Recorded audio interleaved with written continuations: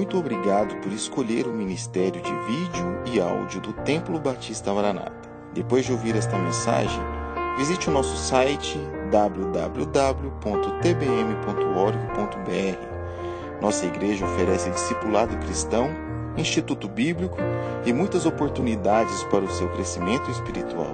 Que Deus o abençoe. Maranata, ora vem, Senhor Jesus.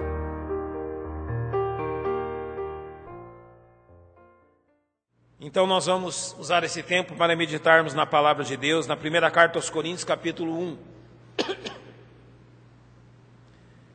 Quem dos irmãos esteve na inauguração do Templo Batista Maranata em Ribeirão Preto, ouviu a explanação sobre esse texto, e eu quero usá-la também nesta manhã. 1 Coríntios 1, capítulo 1, a partir do verso 26. Agora não dá mais, deixa tranquilo, a gente vai levando na água aqui a questão da voz. Mesmo assentados como estão, ouçam aquilo que os versos 26 a 29 dizem. Porque bem vedes, irmãos, a vossa vocação, que não são muitos os sábios segundo a carne, nem muitos os poderosos, nem muitos os nobres que são chamados. Mas Deus escolheu as coisas loucas deste mundo para confundir as sábias. Deus escolheu as coisas fracas deste mundo para confundir as fortes. E Deus escolheu as coisas vis deste mundo e as desprezíveis e as que não são, para aniquilar as que são, para que nenhuma carne se glorie perante Ele.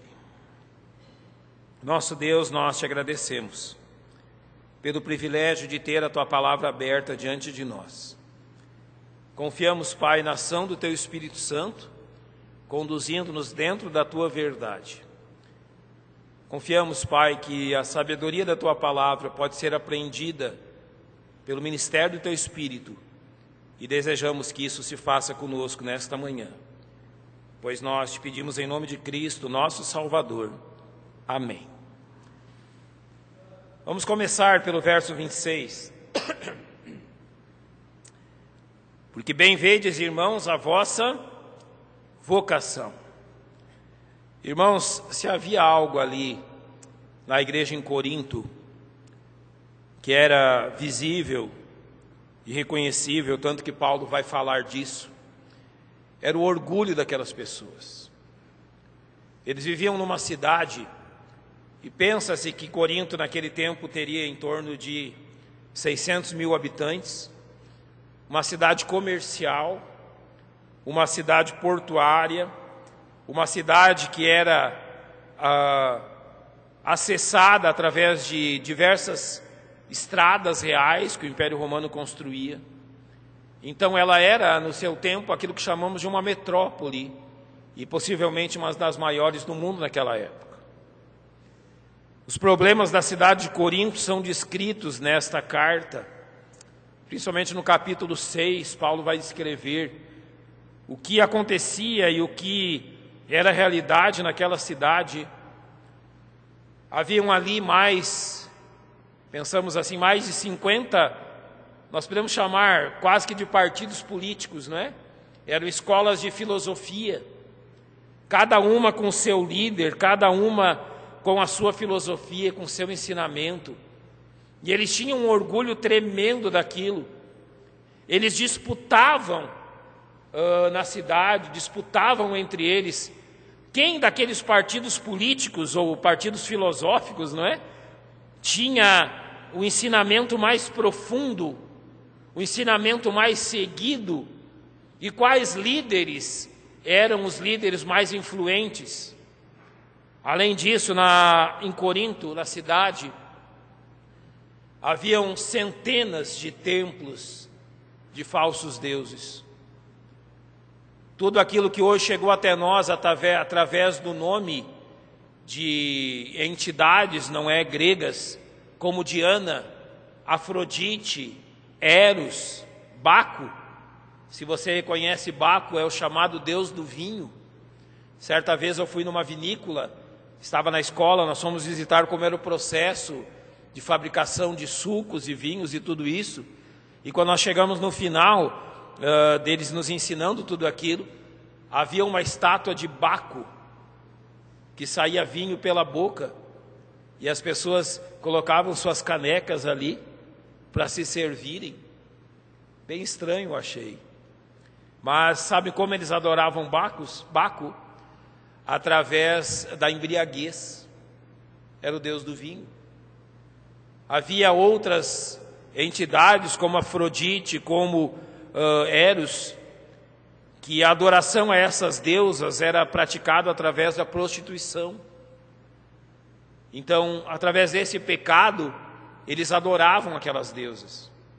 E assim ocorria em Corinto de todas as formas: idolatria, partidarismo, todo esse orgulho pela sabedoria que possuíam. Paulo teve que tratar isso muito duramente.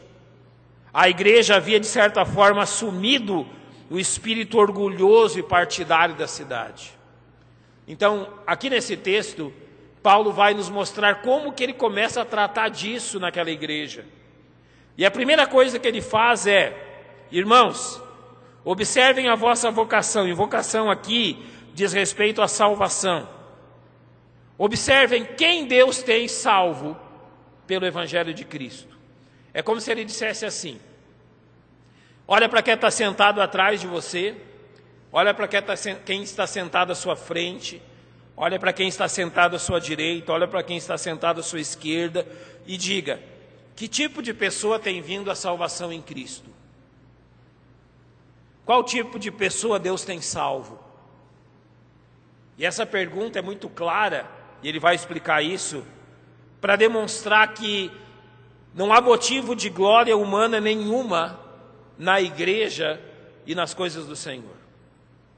Se eles eram tão orgulhosos assim dos seus partidos filosóficos, dos seus deuses, do seu conhecimento, Paulo vai mostrar para eles que na igreja só existe um motivo de glória, que é a pessoa do Senhor Jesus Cristo. Que não há nenhum homem, nenhuma entidade, nenhuma filosofia, nada que possa receber glória na igreja, a não ser a pessoa do Senhor Jesus Cristo.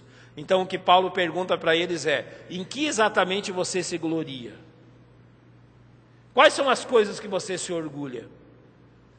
Quais são os motivos de você se ufanar e, se orgulhar e gloriar-se? Exatamente quais são as coisas que te trazem este orgulho, esta satisfação e, acima de tudo, quais são as coisas ou as pessoas que recebem verdadeira glória? Nós não podemos errar a respeito disso. Nós não podemos nos enganar jamais que há uma pessoa só que recebe glória na igreja, que há uma pessoa só que é o motivo do nosso orgulho, e esta é a pessoa do Senhor Jesus Cristo, ninguém mais. Então observe aquilo que Paulo vai dizer. Observem então a vossa vocação. Não são muitos os sábios segundo a carne. Como eu disse, havia todo tipo de sábios ali em Corinto.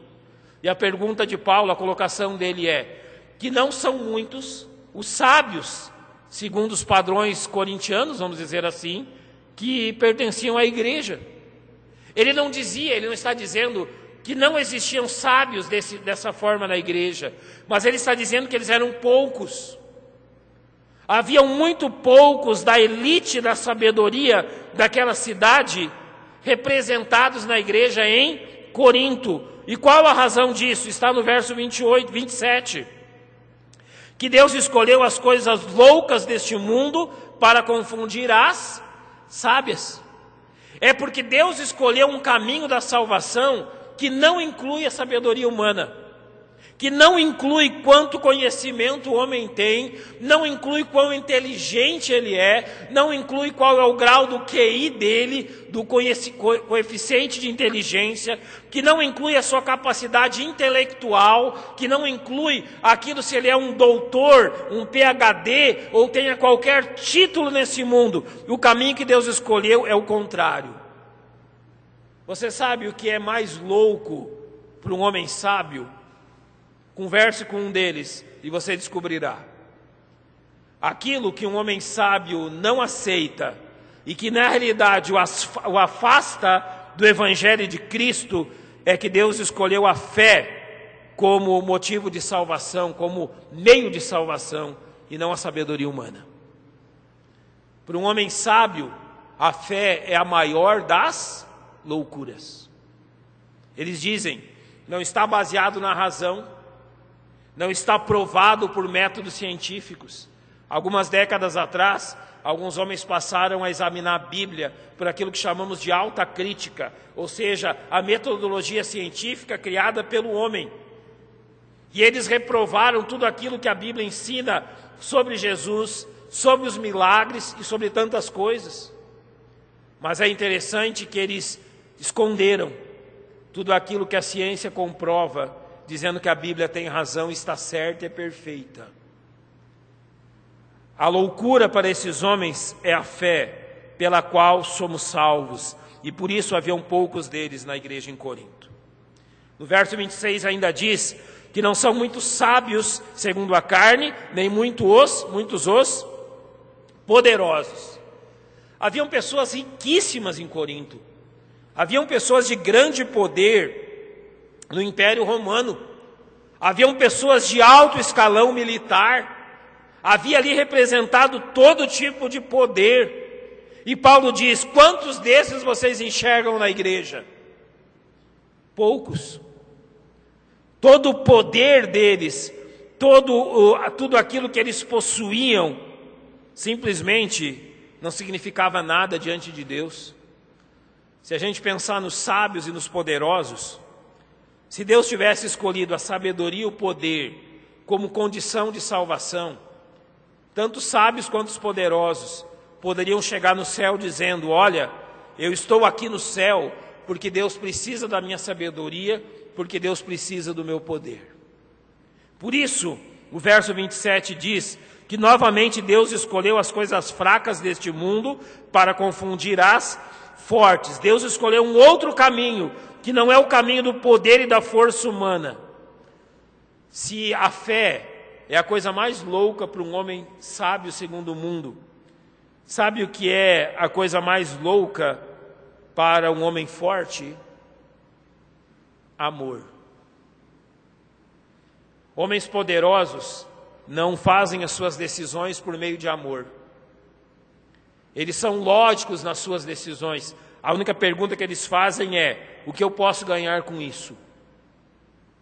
Amor não faz parte do pensamento de um homem poderoso. Mas a Bíblia está dizendo aqui que Deus escolheu o amor, aquilo que é mais fraco na mente de um homem poderoso, para trazer confusão a eles. Deus escolheu que nós fôssemos salvos pelo amor de Cristo, pelo seu sacrifício na cruz, e não pelo poder que um homem pode demonstrar. Ainda, o verso 26 vai dizer que nem muitos os nobres são chamados. Paulo está dizendo que não havia na igreja em Corinto muitos homens, vamos dizer assim, de sangue azul. Sabe o que significa a expressão sangue azul? Não existe sangue azul, mas as pessoas queriam dizer com isso que o sangue de umas vale mais do que o sangue de outras. Na Europa antiga, e isso se mostrou muito forte durante a Primeira Guerra Mundial, as casas reais de toda a Europa eram uma família só. Se, por exemplo, você pegar uma foto de Guilherme II, que era o imperador da Alemanha, e de Nicolau II, que era o czar da Rússia, eles são idênticos, como dois irmãos gêmeos. Eles eram primos. Observe isso, procure as fotos desses homens e você vai observar. E qual era a ideia deles? Era manter tudo dentro da mesma família, todo o poder, toda a nobreza. Então eles não podiam se misturar, vamos dizer, com as pessoas plebeias. Isso era visível, mas nem isso impediu que eles fossem à guerra com os próprios familiares. Paulo, ele via a mesma coisa em Corinto, e ele diz, quem é desses homens que você vê aqui na igreja? Quem é desta elite mundial que você vê aqui na igreja? Para esses homens de nobre nascimento, tudo é especial. Quando a gente observa, não é, aquelas historinhas sobre príncipes e princesas, aqueles berços de ouro, se não me engano no Rio de Janeiro, não sei se foi perdido com aquele incêndio que aconteceu na Quinta da Boa Vista, ou se está guardado em Petrópolis, o berço onde o imperador Dom Pedro II nasceu, e aquelas coisas todas da família real, tudo coisas de grande valor, não só histórico, mas financeiro também. Quando você olha para isso, você vê toda essa opulência, toda essa questão de ser único. Mas daí ele vai dizer assim aqui, no verso de número 28, que Deus escolheu as coisas vis deste mundo para envergonhar essas coisas que são consideradas o melhor do melhor. O que Paulo está dizendo quando ele diz isso? Que Deus escolheu. Ele vai dizer assim: Deus escolheu as coisas vis deste mundo e as desprezíveis e as que não são, para aniquilar as que são. De que Paulo está falando? Você já se apercebeu qual foi a cena do nascimento do homem mais importante desse mundo? O homem mais importante desse mundo nasceu aonde? Num berço de ouro, numa manjedoura. Qual era a construção que ele estava lá dentro? Era uma estrebaria. Você já sentiu o cheiro de uma estrebaria? É engraçado, as pessoas não gostam, né? Mas o cheiro da estrebaria me remete lá à minha infância, quando eu aprendi a tirar leite. E toda vez que eu chego perto, aquele cheiro me faz lembrar, não é, daquele tempo. Então, para mim, não é um cheiro tão desagradável assim. Mas a estrebaria em si é o lugar onde os animais ficam. Não é um lugar, por exemplo, onde você vai ter uma refeição ou vai dormir. Você pensaria num bebê nascendo numa estrebaria? Pois é. O homem mais importante do mundo nasceu nesse lugar. Aquela palha que era usada ali tanto para fazer o lugar dos animais dormirem, quanto ainda para se alimentarem, não tinha outro lugar para colocar, a não ser numa manjedoura, coberta com aquela palha. Depois, esse mesmo menino, ele precisa fugir do seu país, vai para o Egito, e quando volta, ele vem habitar num lugar que nem nos mapas havia. Se você perguntasse, onde fica Nazaré? Quem é que sabia onde fica Nazaré? Olha, é uma vilinha lá em algum lugar da Galileia. É o subúrbio do subúrbio, o interior do interior. Aquele menino se torna carpinteiro, trabalha com madeira. E a sua vida foi humilde em todos os seus aspectos. Deus escolheu as coisas humildes, as vis, e as desprezíveis. Quando Isaías fala de Jesus, ele diz que olhamos para ele e nenhuma formosura havia em seu rosto para que o desejássemos. Já passou pela sua mente que Jesus não é aquele homem loiro dos olhos azuis que se pintam nos quadros? O aspecto de Jesus era muito diferente daquele. Um homem que era desprezado pelos outros homens e que prometeu ao seu povo coisas que não são o quê? Não são visíveis nesse mundo. Os discípulos, aqueles que compuseram a igreja no começo, eram pessoas extremamente pobres, mas Jesus prometeu a eles uma morada nos céus, coisa que nenhum daqueles poderosos teria pelo seu poder. E por que Deus fez assim? Ele fez assim para aniquilar as coisas que são. Ele está dizendo que as coisas que Deus escolheu e que os olhos não podem ver são muito superiores às coisas que os homens poderosos desse mundo possuem. Deus não salvou ninguém porque são sábios. Deus não salvou ninguém porque são poderosos. Deus não salvou ninguém porque são nobres.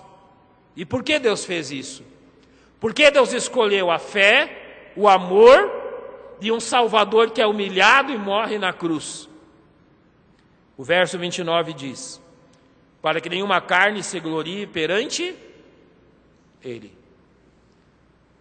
Nós podemos concluir dizendo que todos nós que vamos adentrar os portões celestiais, nós vamos ir para o céu, não por quem somos, mas apesar de quem somos. Apesar de quem eu sou, apesar de quem você é, Deus tem reservado um lugar para nós. E qual a razão disso? A razão é que tanto aqui, na igreja, como no céu, só tem um que pode receber glória, e esse a quem é Jesus Cristo. Semana passada, quando nós agradecemos ao Dr. Roger pelo seu esforço, você via claramente no rosto dele que ele dedicava toda aquela homenagem a Cristo e aquilo que Cristo havia feito por meio dele. Essa deve ser a nossa atitude. Mesmo quando recebemos elogios e mesmo quando as pessoas falam bem de nós, nós confirmamos que tudo isso é graças ao Senhor Jesus. Eu devo muito a um homem que me discipulou durante 10 anos, dos 7 aos 17 anos. Eu aprendi muito com ele. E numa oportunidade, quando eu estava pregando na igreja onde éramos membros, isso não faz muitos anos, eu agradeci a ele e disse para ele quão importante ele tinha sido na minha vida. E a única coisa que ele foi capaz de fazer foi apontar para cima, dizendo: não fui eu, foi ele. Ou seja, ele havia sido apenas um instrumento. E assim para nós também, irmãos. Toda a glória pertence a Cristo. E tudo aquilo que pudermos fazer por intermédio dele, a glória será sempre dele. Assim seja, sempre entre nós. Que o grande nome, que o nome a ser glorificado, seja sempre do Senhor Jesus. Vamos fechar os nossos olhos.